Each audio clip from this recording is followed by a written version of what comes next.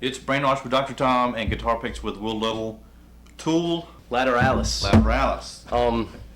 Off their more recent album, that's the title track. One thing about Tool that I really like is, I'm not the biggest fan of heavier or darker music, but when I do want to hear it, Tool is, I guess, my go-to band. They're the type of band that can play angrier sounding stuff and sound original. They don't really seem to fall into a lot of the cliches that are in top 40 or MTV based heavier music, and they're all very, very smart.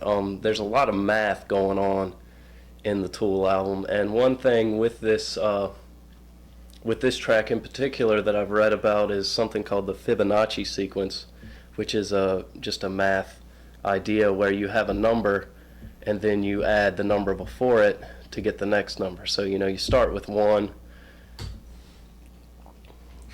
and then you add 1 to it and you get 2, and then you add 2 to 1 and you get 3, and then you add 3 to 2 and you get 5, and you add 5 to 3 and you get 8, and so on. Wow. It goes up to 13. Mm-hmm. And if you listen to the lyrics of the, I guess, the verse part, he's kind of doing that. It's kind of an expansion and then contraction of the Fibonacci sequence. He starts with 1 syllable and then 2 syllables and then 3 and then 5 and then 8 and then so on. He makes it all the way up to 13, and then it comes back. It goes from 13 down to, I don't know it off the top of my head, the actual sequence of numbers, but you can sit down and count it. So listening to the lyrics, it starts off like black, which is 1 syllable, and white is 2 syllables, is all I see, or I'm not even sure about the lyrics. But if you count, he breaks it up in phrases, and they get longer, and then they get shorter again. And then after all the lyrics, there's a kind of interlude or instrumental section of it where it starts off with just the drums and the bass. And I don't know if this is also doing the Fibonacci sequence or not. I can't keep up with the drummer enough to analyze exactly what he's doing, but it's like beats are being added and taken away within the sequence. So you try to count it out and figure out a time signature or a groove to it, and then all of a sudden there's another snare hit in there and like another beat in the whole thing, and it's a real interesting effect. Tell us about your current band. Okay, band's called Loop. We're based out of Greensboro and Burlington. Half of us live in Greensboro, half of us live in Burlington. We tend to play a lot in Greensboro, starting to play in Raleigh and Charlotte and other places in North Carolina.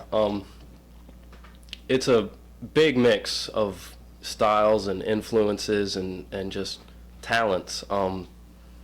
As I've already demonstrated, I play a couple instruments. We have a couple different drummers that switch around, and when they're not playing the drum kit, they're playing something else. For example, one of them plays the saxophone. Mm-hmm. The other one plays percussion.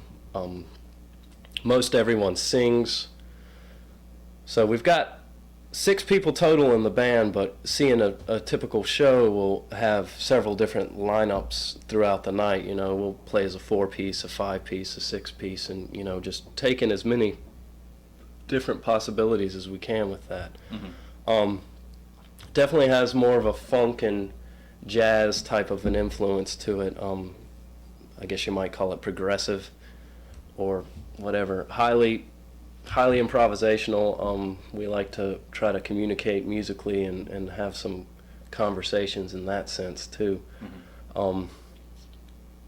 And it's a big mix of styles. We definitely have the kind of core funk sound, and then we have a little bit of bluegrass or newgrass.